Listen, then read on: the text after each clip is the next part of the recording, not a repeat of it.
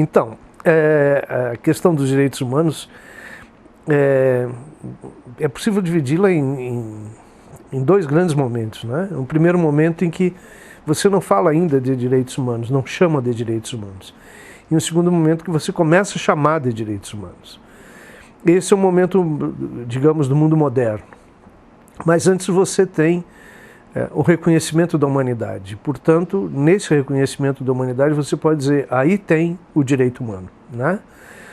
Eu comentava anteriormente, quando você busca as religiões monoteístas, e nas religiões monoteístas, os deuses monoteístas, cada deus de cada religião, outorga ao homem, ao ser humano, o direito de nomear. Ele está dando ao homem o direito de participar do processo de criação. Aí é um primeiro direito, o ser humano como ser criador. Esse momento ele é um momento que acompanha a religiosidade humana e acompanha também a definição das coisas pelo ser humano. O ser humano é capaz de recriar, refazer. E os direitos humanos nascem nessa dimensão. Se você trouxer esse princípio para o mundo moderno, você vai encontrar a grande questão dos direitos humanos presente nas lutas contra os diferentes tipos de autoritarismo. Você vai encontrar os direitos humanos no mundo moderno lutando contra o sistema colonial, de um lado, na independência das Américas, por exemplo, em Simão Bolívar, e nos pioneiros da independência norte-americana, e você vai encontrar os direitos humanos na França, na luta contra o absolutismo francês, na Inglaterra, na luta contra o absolutismo inglês. As declarações de direitos humanos do mundo moderno são declarações que revelam exatamente isso, o princípio da liberdade, o princípio da igualdade e o princípio da fraternidade, como princípios que fundam o mundo moderno. Mas se você olhar o princípio da liberdade, você encontra em Tomás de Aquino. Quando Tomás de Aquino percebe as dificuldades de vida dos camponeses submetidos pelos senhores da terra, pelos senhores feudais, Tomás de Aquino defende o direito à rebelião. Por ele, os povos, quando oprimidos, têm toda a possibilidade, todo o dever de reagir à opressão e lutar, então, de uma forma rebelde para garantir os seus direitos de seres humanos. E então você, outra vez, nesse caminho de ir ao passado e voltar ao mundo moderno, você vai encontrar isso, por exemplo, na França, contra o absolutismo francês e a arrogância do absolutismo francês. A condição social de absoluta opressão, de absoluta concentração de riqueza dos franceses, leva a população francesa a exigir um processo de ser livre e de ser igual. Situação semelhante você encontra na América, no Haiti, nas grandes lutas da independência do Haiti, do povo negro haitiano, com Toussaint Louverture, que é o grande líder negro revolucionário do Haiti, que vence os senhores coloniais e que proclama, logo depois de ter, com sua rebelião, tomado o poder, proclama a reforma agrária, proclama o fim da escravidão e proclama o direito da escola pública, universal e gratuita para todas as crianças haitianas. Esse movimento, no tempo dos direitos humanos, assume a designação de direitos humanos no mundo moderno. Se antes ainda não se chamava assim, no mundo moderno essa luta por igualdade, por liberdade e por fraternidade passa a ser efetivamente um grande título da luta por direitos humanos. Então, na América Latina, o processo se dá em outra direção. O processo ele tem como eixo a questão do anticolonialismo. Se trata fundamentalmente de buscarmos encontrar espaços de construção das nacionalidades e de construção de uma cidadania ainda de si mesmo muito frágil. Os direitos humanos aparecem, então, basicamente vinculado a uma grande elite rural que pretende ter o controle, como se ainda fosse possível manter os velhos privilégios que o sistema colonial de origem ibérica tinha preservado ao longo dos 500 anos de dominação. Então,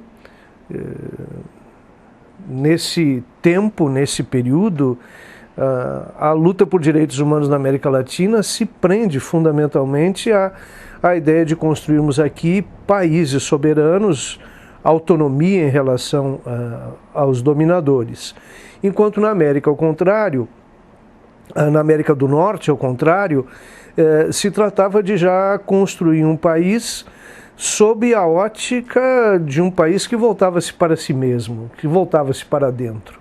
Então, lá era possível uma declaração de direitos humanos preocupada já com a cidadania da sociedade americana, especialmente naquilo que era a cidadania dos povos brancos e anglo-saxões. E aí se construiu um país que, de certa maneira, pressupunha direitos humanos para uma fatia considerável de sua população, embora recusasse esses mesmos direitos para os povos já de origem latino-americana, os povos que tiveram, de alguma maneira, seu território conquistado pelos anglo-saxões. Na Europa, ao contrário, as promessas feitas de igualdade do capitalismo industrial, do capitalismo urbano, não se podia mais negar à população, porque a população se comprometera em lutar contra o absolutismo em troca desses direitos. O surpreendente na dimensão europeia é que essas promessas não foram realizadas. A promessa de igualdade não se cumpriu. E o século XIX, então, vai anunciar para a Europa a impossibilidade que o capitalismo industrial teria em cumprir as promessas feitas no século XVIII. Há então na Europa uma nova situação. Aquilo que for a promessa de liberdade e conquista de direitos civis e políticos, os trabalhadores europeus, os setores pobres da sociedade europeia, iriam então reconstruir a ideia dos direitos humanos noutra dimensão. Iriam reconstruir, por exemplo, no caso dos ingleses, através de movimentos sociais intensos em luta por direito de voto. E nessas lutas por direito de voto, então, os europeus, os trabalhadores europeus, realizaram os diferentes tipos de manifestação, desde greves, a construção, a criação de jornais, a divulgação de jornais, a luta de uma certa ingenuidade dos trabalhadores europeus, pensando que se a cada homem correspondesse um voto, eles poderiam então, por ser maioria, chegar ao controle do sistema de poder. De qualquer forma, o século XIX inglês foi um século de amplas negociações entre Estado e trabalhadores na construção de um pré-estado de bem-estar social. Na França, ao contrário, na Alemanha, ao contrário da Inglaterra, as lutas dos trabalhadores se constituem em lutas por direitos sociais e econômicos. Veja então, de um lado, luta por direitos civis e políticos, na primeira geração dos direitos humanos, século XVIII, século XIX, e já no século XIX, pela impossibilidade do capitalismo cumprir suas promessas de igualdade, as lutas por direitos sociais e econômicos, dentro do coração da Europa. De alguma forma, essas lutas chegam à América Latina no século XX. E aí, no início do século XX, quando você olha todos os embates sociais da nascente República Brasileira e da, de alguma maneira, consolidada República nos outros países, você vai encontrar questões absolutamente vinculadas aos direitos sociais e econômicos. E vai encontrar essas lutas em manifestos por melhor qualidade de vida, por jornada de trabalho, por salário digno, por ensino público e gratuito, enfim, condições efetivas de uma participação maior nos benefícios que o capitalismo eventualmente pudesse oferecer. Isso, então, como surgimento das lutas por direitos sociais e econômicos, ainda antes de termos consolidado os direitos civis e políticos. Veja-se, por exemplo, que na República Brasileira, logo após a proclamação da República, praticamente 3% da população brasileira tinha um direito de voto. E o voto era aberto e controlado pelos donos das terras, pelos donos do poder.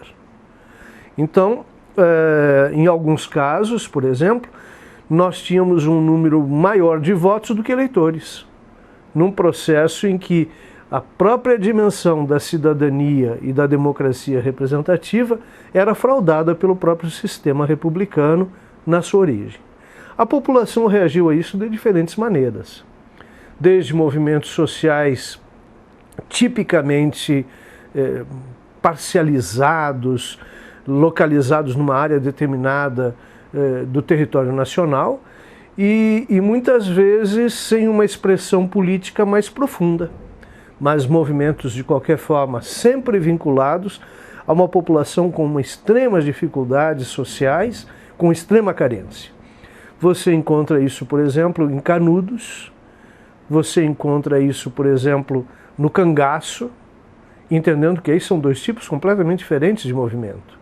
Um que tem como centro figura messiânica e outro que tem como centro um certo pressuposto de conflito social decorrente da ação daquilo que alguns historiadores chamam de bandidos sociais. De qualquer forma, grupos que lutam por garantia de qualidade de vida. Os direitos humanos não se fazem presente como reivindicação. Não se fala em direito humano, nem entre os cangaceiros, nem entre os movimentos messiânicos, e não se fala também nas lutas urbanas das greves sociais do século XVII. Greves que correram o Brasil de ponta a ponta e que se instituíam na sociedade brasileira como greves de lutas decorrentes de busca de melhor qualidade de vida. Nenhum, o cangaço, nem outro, o messiânico, e nem as greves operárias urbanas falavam em direitos humanos. Mesmo quando essas iniciativas partem do Estado, como, por exemplo, na década de 30, a construção de uma legislação trabalhista, mesmo aí não se fala em direitos humanos. O Brasil só vai se preocupar mais efetivamente com direitos humanos quando, já na virada do século, participa da fundação da Organização das Nações Unidas e participa nas Nações Unidas na elaboração da Declaração Universal dos Direitos Humanos. Aí veja, outra vez, os direitos humanos surgem na luta dos povos contra os totalitarismos. Os totalitarismos da Segunda Guerra Mundial e os totalitarismos que na Segunda Guerra Mundial representavam talvez os maiores crimes cometidos contra a humanidade. E aí necessariamente é preciso lembrar, por exemplo, a questão dos crimes contra a humanidade no nazismo, a questão dos crimes contra a humanidade no fascismo, e especialmente o final da Segunda Guerra Mundial, com as duas grandes explosões nucleares em Hiroshima e Nagasaki. Nas duas primeiras situações, porque ali se envolve toda a questão do preconceito político, toda a questão do preconceito religioso e, portanto, de uma certa maneira, o fim daquilo que seria o princípio da igualdade e da liberdade entre os homens. No segundo movimento, ou seja, a questão das explosões de Hiroshima e Nagasaki, na medida em que era a primeira vez que a humanidade se deparava com a possibilidade da autodestruição de si mesma e do planeta. A geração que nasce a partir de 45, ela nasce sobre o peso da possibilidade da autodestruição do planeta. Nessa medida, os direitos humanos retornam como esperança para os seres humanos. E a Declaração Universal é exatamente essa esperança. No Brasil, mesmo declarando, mesmo inserindo os princípios da Declaração na Constituição, que redemocratiza o país nos anos 40, é ainda muito um princípio legal, o princípio constitucional, mas ainda não é cultura instituída na sociedade brasileira. Vai se instituir seriamente no Brasil, e eu teria a tendência de dizer que vai se inserir também no Chile, vai se inserir também na Argentina, vai se inserir também no Uruguai, quando as populações desses países se deparam com as ditaduras militares, com a eliminação dos direitos civis e políticos e com efetivamente uma construção de um sistema de absoluta negação da liberdade e com a institucionalização de um regime que iria impedir a igualdade de se concretizar como uma aspiração humana. Ao contrário, se lançou na América Latina nesse tempo uma situação na qual a desigualdade se tornava o elemento possibilitador da concentração de riquezas. Então é nesse universo que os direitos humanos chegam ao Brasil, se institui como cultura e, como diz Dalmo Dallari, tornam possível a constituição do povo brasileiro. Eu quase me arriscaria a dizer que torna possível uma primeira grande identidade latino-americana, da qual o Brasil passa a fazer parte, não só na medida em que a ditadura brasileira auxiliou o estabelecimento de outras ditaduras, tanto no Chile, quanto na Argentina, quanto no Uruguai, como também no auxílio que os movimentos de direitos humanos prestaram a exilados que ora fugiam do Brasil para outros países, como fugiam de outros países através do Brasil, procurando se dirigir então para a Europa. Aí os direitos humanos chegam ao Brasil e passam a fazer parte de nossa história.